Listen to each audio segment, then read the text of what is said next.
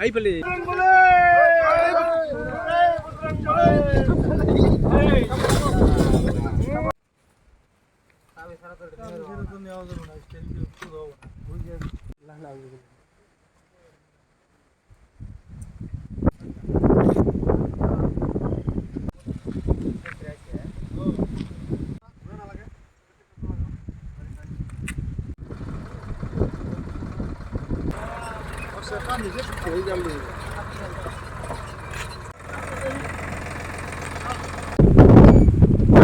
আহিছিল আহিছে মানে এতিয়া আমাৰ ইয়াত টাৰ্ণিং আছে এইখিনি গাড়ীখন আছিল হাই স্পীড আহি তেখেতে কণ্ট্ৰল কৰিব পৰা নাই এনেকৈ